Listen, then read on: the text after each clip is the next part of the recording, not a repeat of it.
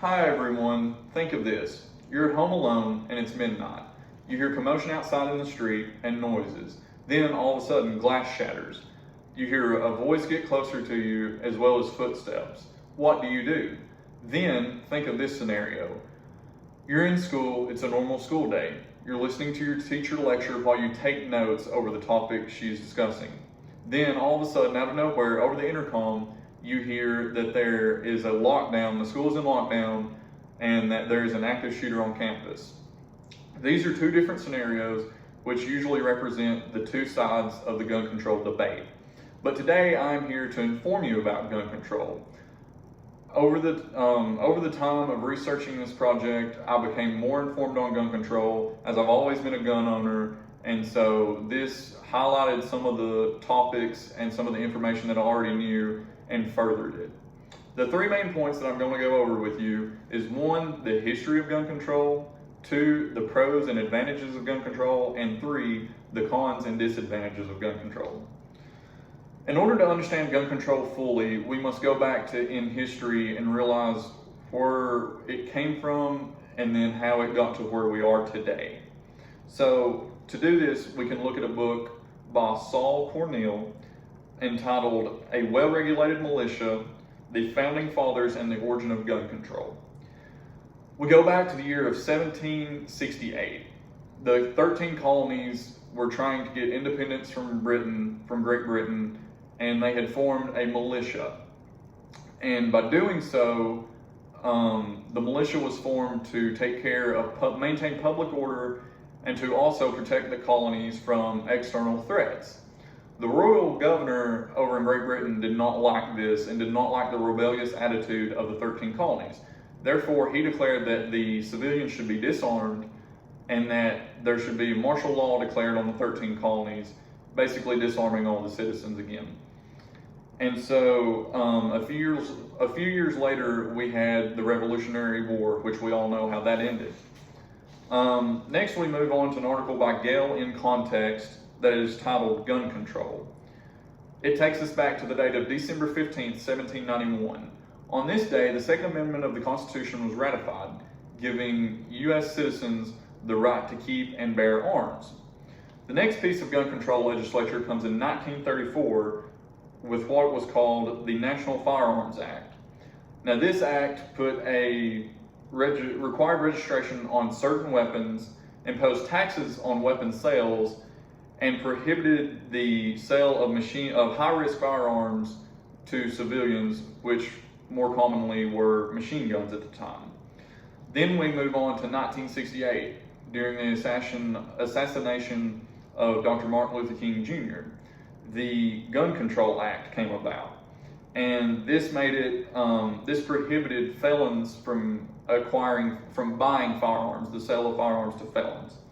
And then we jump forward to 1986, the Firearms Owners Protection Act, which prohibited the sale and the manufacture of machine guns for civilian use again. So it kind of done the same thing as the previous act did in 1934. In present times, we often hear debate over the complete ban of firearms, such as semi-automatic weapons, which would ban common weapons such as pistols and hunting rifles. And then we also hear debate over a national carry reciprocity, in which your concealed carry permit will work in any state, and then whether or not you even should be required to have a concealed carry permit to conceal and carry a weapon in the states. So next we're going to talk about the advantages of gun control. There are a few advantages which we can see in an article by David Capel titled The Cost and Consequences of Gun Control. One example is expanding background checks to private sales. This would require the transaction of firearms between individual persons to have a background check. So basically, if someone was selling a gun to an individual person, they would have to go and get a background check for that person. The next is magazine bans. So banning magazines of high capacity, which is kind of left up to interpretation, but in general, it's mostly talking about stuff over 10 rounds, so 20 and 30 round magazines, which are standard on most firearms today. Then lastly, a more inclusive ban of semi-automatic weapons outright. So again, that would ban most of your normal hunting rifles and pistols. And then we can look at an article by vatana.org. Gun control doesn't have to involve confiscation.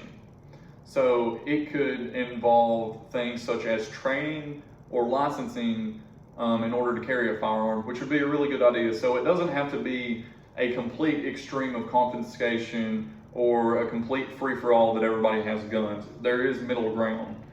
Now that we know the advantages of gun control, let's look at some of the disadvantages. Some of the disadvantages of gun control can be seen in an article posted on procon.org. First, it's a violation of our Second Amendment right to ban us from having weapons. It's in the Constitution, and so that's one of the highly debated topics, is that it's our right to keep and bear arms. So basically, it's an unconstitutional law. This was previously alluded to back in the topic when I was talking about the late 18th century, when we got the right to keep and bear arms. And next, we're going to talk about gun laws do not deter crime. So as mentioned in an article and a study by Applied Economics Letters, gun violence was higher in states that had more restrictions on concealed carry laws. So lastly, gun control laws will not stop criminals from committing crime. Criminals, by their nature, do not obey laws. So therefore, creating a law that would limit the use of firearms and the who can carry firearms is more so going to affect the law-abiding citizens that actually follow the rules. Then we can look at an article by connectusfund.org titled 21 Pros and Cons of Gun Control Laws.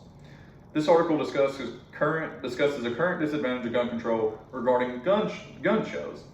So the current gun control, there's like a loophole, so to speak, that you can go to a gun show and you may be able to buy a firearm without being a background check. So it's like a bunch of people kind of doing private sale of firearms, and at some of these events there's no background checks. So that is a disadvantage of the current gun control, which could be changed. So in conclusion, today I discussed the topic of gun control. We looked at the history of gun control, the pros and advantages of gun control, and the cons and the disadvantages.